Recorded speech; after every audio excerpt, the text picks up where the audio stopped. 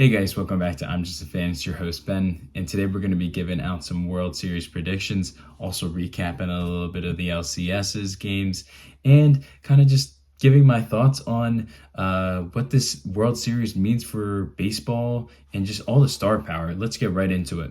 So let's first get into a brief LCS recap of both the NLCS and the ALCS.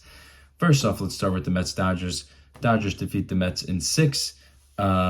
I know it wasn't the most entertaining series, a lot of blowouts, so that was a little disappointing, specifically game 1 and game 3.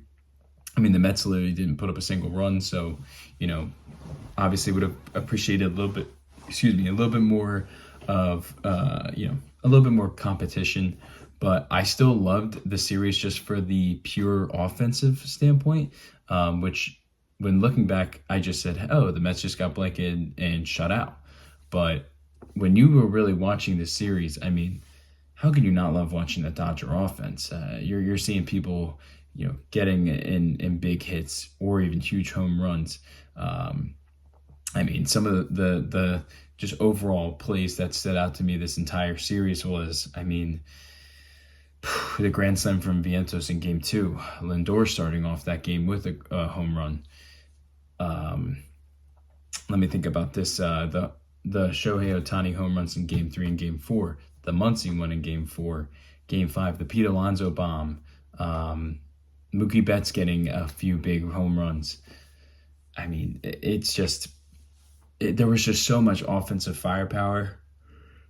Excuse me.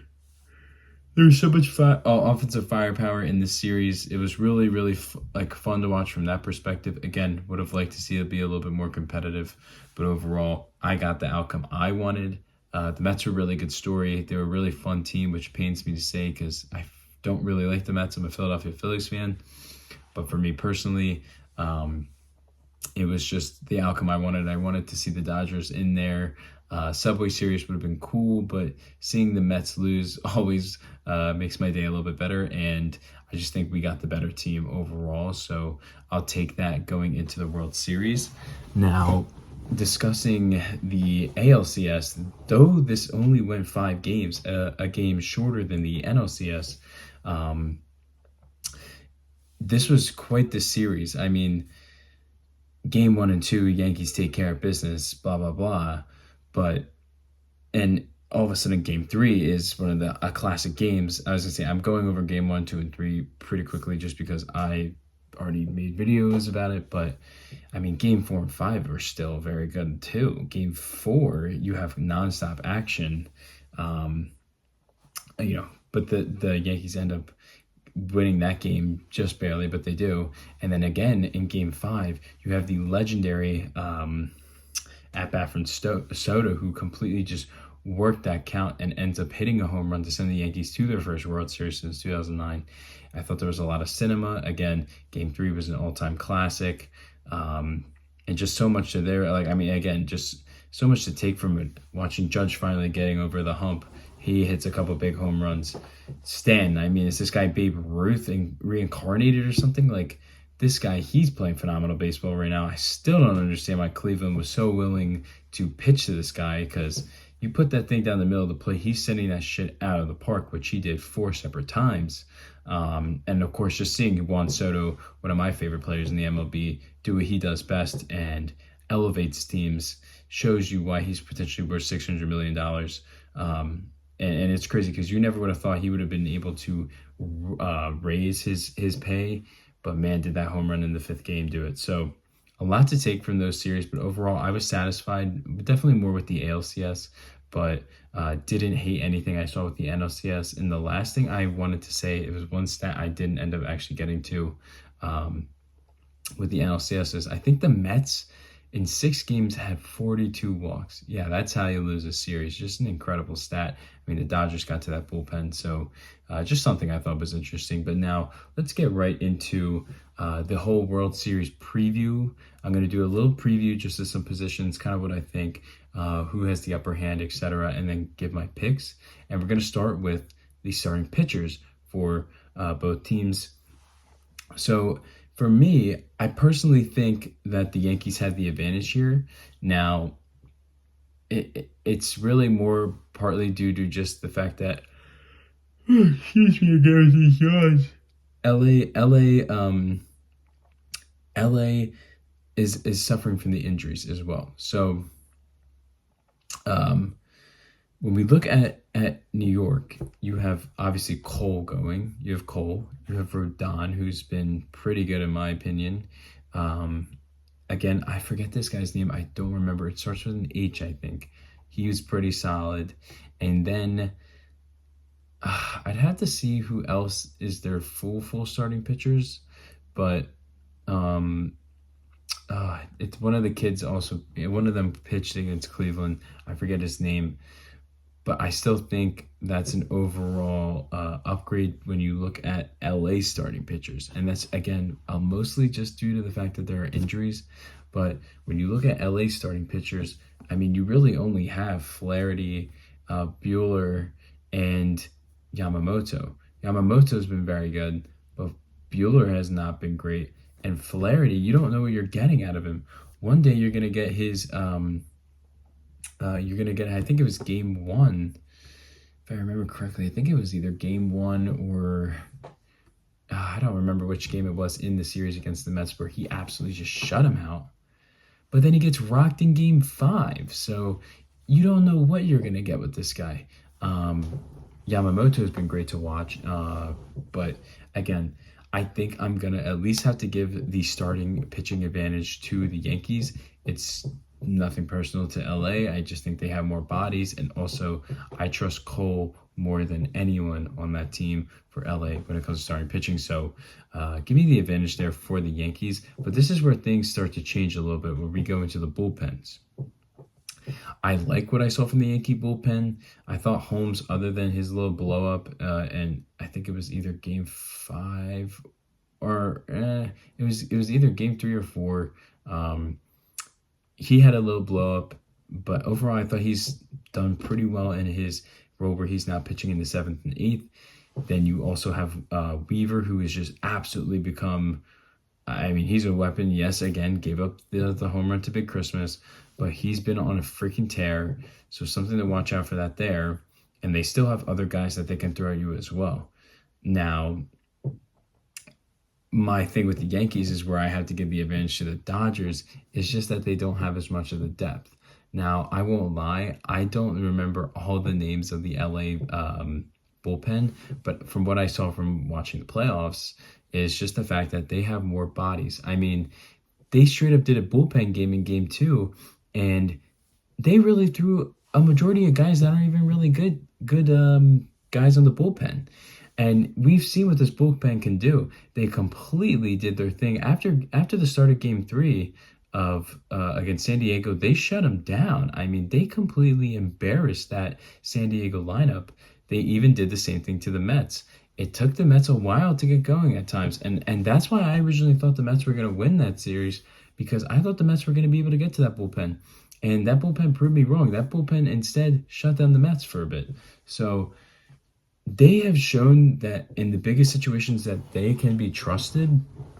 And it's something I have to lean towards. Now, there are still some guys in that pen that I don't love. I think it was Gavin Lux or something like that. Whoever pitched in the beginning, I think it was either the first or second inning he came in game 2 versus the Mets. I don't want to ever see that kid pitch in a big spot again, because holy shit, did he just get fucking rocked. I mean, it was 6-0 by the end of the second inning. So I think the Dodgers have an advantage there, and I just think they have more bodies, but they've also just showed me that they can do a lot against lethal lineups. I mean, again, they made both the Padres and the Mets, arguably the two hottest lineups in the league, just completely go cold and shut down. Yes, I know the Mets got to them at some points, but still, for what we were expecting out of the Mets didn't get that big hit compared to what we thought. So I'm going to lean LA bullpen. But then this is where things really start to get really juicy, the lineups. I mean, let's just talk about it. You got LA's to start with. You have Shohei, Mookie, Freddie Freeman when he's not banged up, which I'm sure hoping he's healthier for this series, which I think he should be, since he's going to get a little bit of rest. you have, and again, these are not in order, by the way. You have Kike Hernandez, who is just extremely clutch. Tommy Edmonds, who has been just, again, phenomenal, specifically against left-handed pitching. You have Will Smith, who actually ended up getting a home run against the Mets. Chris Taylor, who's a bench guy at this point, I would say maybe he's not very much of a threat, but still he's there. He has experience. Am I forgetting anyone else right now that is like a major guy? Oh, Max Muncy. How could I forget? The guy that can just absolutely hammer home runs. So you have that as well. And again, this is a lot of this is off the dome. So I apologize if I'm forgetting anyone crazy big here, but those are, I mean, mainly the guys that you're. Oh yeah, Teoscar Hernandez as well. There you go. I'm glad I thought about it in real time and thought it out. And again, if I'm forgetting anyone else, sorry, but I mean that's majority, if not their entire lineup. You have, again, dogs. You have the Cuban kid as well, who can get active as well. Shout out to Cuba. You have the Cuban kid as well. I forget his name, but he's pretty solid for a 9-hitter. So you have just an extremely lethal lineup. I mean, they scored the most runs in NLCS history. I think they scored 40 runs or some shit like that. Like, it's just fucking ridiculous. So, I don't know if it was 40, but you get my point. The most runs in NLCS history. You know how long the game of baseball has been around? A very, very long time. So that's extremely impressive. But then when we get to this Yankee lineup, I can say the same thing. Gleyber Torres, who has been hot the last 2 months, specifically in the playoffs, he's been doing his thing. You have Volpe, who's been contributing. And then you have the three big guys. You have Judge, who's finally got the monkey off his back. He's starting to hit really well. Stanton, again, who looks like prime fucking Babe Ruth right now. JuanSoto. You have Verdugo's not much of a threat, but he still made some plays in the ALCS. Even Wells, who has been terrible, but even he had a home run in game, I think it was game 3 or game 4. I think it was game 4. Even he was. These damn yawns. Wells he maybe was potentially getting hot. You have Anthony Rizzo, and not saying he's in his prime or anything, but he was doing his thing. I'm blanking on if there's anyone else. I mean, Verdugo, Judge, Stanton. I mean, those are the main guys from what I can remember, but still, a ton of power, a ton of power. These guys can mash the ball. And one thing about both these teams that I love, which drives me fucking insane that my Phillies can't get it done and that they did it in this moment, is these teams work the fucking count. They control how you pitch to them. Specifically Ohtani and specifically Stanton. And you can throw Soto in there. These guys control the fucking box. They control the zone. You better not be throwing a couple balls because all of a sudden you're either walking them or they're getting a big hit. So there's just so much in this.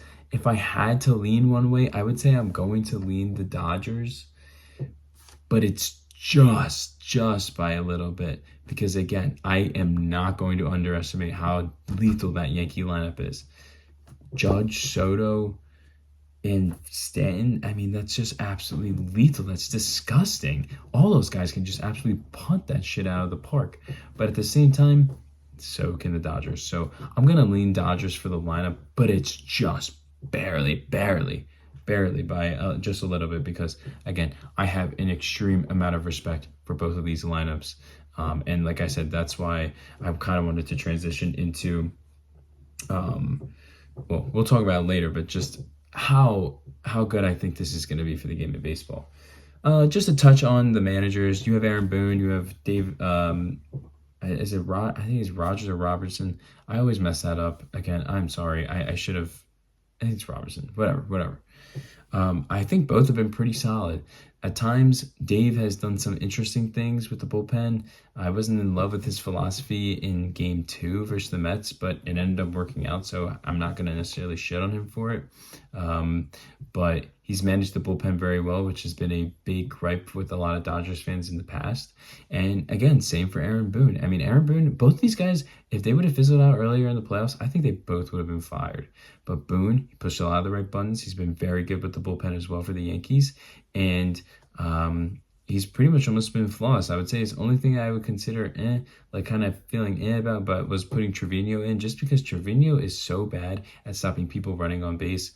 I feel like Wells is better with that, and he just changed up the lineup when the Yankees were winning, so I don't know if it needed to be done. But again, they won in 5. It's not like it killed them. So I think both these managers have been great, but I don't think this series is going to be decided by the managers. Yes, they may have an impact on how the bullpen is, but come on, let's be fucking honest. I don't see that happening. So just wanted to give those two a little bit of spotlight. But when we get to the predictions, I can see both these teams winning. I think those 3 games in New York are pivotal. But both these teams have also showed that they can win on the road. I think we're going to have... I'm going to go Dodgers in 6. Dodgers in 6. I just think that Dodgers pitching is going to prevail long-term versus that Yankee pen. I think they're going to get to them. I think, again, the Yankees have been very good hitting. But at the same time, this Dodgers bullpen has been very good, and it's shut down some hot lineups. And I just think if that works for a game or two, I think it could be a tough position for the Yankees to be in. But at the same time, if the Yankees can split in LA in the first 2 games, I mean, there's no other position they'd want to be going back to New York in that crowd. Because one thing I think I will say, though it hasn't really mattered, I mean, yes, the Yankees have been winning in Yankee Stadium, but that Yankee crowd is going to, in my opinion, it's better than Dodger crowd. And they're starved for a World Series. I mean, they haven't had one since 2009. Yes, you can make the same argument. The Dodgers fans haven't technically seen their team win one since the 80s because of the COVID year. But again, I think I'm going to say, I think I am, I'll admit it, I'm biased. I am an East Coast guy. So I just favor the East Coast fans because I know what it's like. I've lived it. I've been through my entire life. It's just different over here. It just is. I just think they're going to be a little bit more, I don't know how to describe it, a little bit more on the Dodgers than I think Dodgers fans would be on the Yankees. So I don't know if that makes any type of difference, but still, I'm going to at least favor the Yankee home crowd. But overall, I do have Dodgers in 6. I really do want to push to 7, but none of these series have gone 7, and they've all wrapped up earlier than I expected. So, I'm going to go 6 here and just try to be a little bit more realistic. And one last wrinkle I will say about that Yankee, maybe a rebuttal to why the Yankees maybe could win is, yes, I am putting a lot of faith in the Dodger pen, but people were saying to do the same thing for Cleveland, and boy, did the Yankees still fucking smash that team's bullpen. So you can make arguments for either side. That's why I think this is going to be such an interesting series, and it's going to be so hard to predict because there are angles for both teams. These teams are very evenly well matched, and that's why I'm so glad we got this matchup. Now, again, transitioning into what this does for the league and just in general, I mean, there's just so much lore. Obviously, the Dodgers being used to be playing in Brooklyn, all this stuff with, Robinson and the rivalry with the Yankees. This is the 12th time they've met in the World Series. Yes, they haven't met since, I think, 81, but still, this is historic stuff. So there's a ton of stuff there. Also, to the casual fan, there's numerous angles. I mean, how many people do you know that wear a Yankee hat or a Dodgers hat? How many people do you think know the Yankees or Dodgers? It's the 2 biggest baseball teams on both sides of the coast. So I think there's a ton of stuff with that there. And then also, obviously, you have LA versus New York, which is always just a good story. And you have Judge and Ohtani. Yes, you have way more other guys, Soto, Stanton, Mookie Betts, all these guys, Freddie, you have a bunch of stars, but you have the 2 biggest stars. You have the 2 MVPs of this year going against each other in the World Series on the biggest stage. You have the Japanese audience watching for Yamamoto and Shohei. There's so much here. I'm very curious to see how this does for casuals with baseball and for the ratings, because I think this arguably, I don't know if this goes 7, but I just think it's going to be a very hard time for us to realistically have a bad series. I just think there's so many storylines, and it's just the blue bloods. There's so much that is going to go into this, and I'm just so excited and grateful for this matchup as a baseball fan. Yes, my Phillies aren't in it, and they should have been fucking in it, but they're ass. So whatever. We don't need to talk about the Phillies. This is not about the Phillies. But I'm just so, as a neutral, I am so grateful for this matchup because I think baseball needed this so bad, and I just think the world needs to see how good both these teams are, specifically Judge, Ohtani, all the stars. There's just so much star power, and I just think it's gonna be phenomenal. Like I literally can't wait for Friday. Like it needs to get here now. I need to see this series now. So I cannot wait. And that's really all I have for today. Just wanted to get this video out before Friday. If you enjoy this video, feel free to give it a like. If you like my type of content, feel free to subscribe.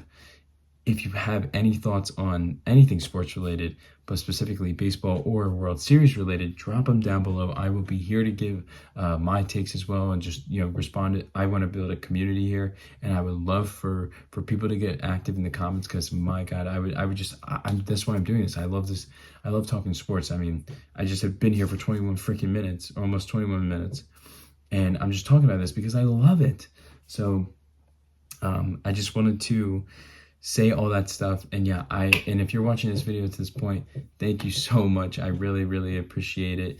And yeah, I will be recapping this series like usual. And yeah, I will see you guys soon. I have some other content planned this week and hopefully I can get to it. But regardless, I will see you guys soon. Thank you so much for watching. Peace, guys, and I will see you on the next one.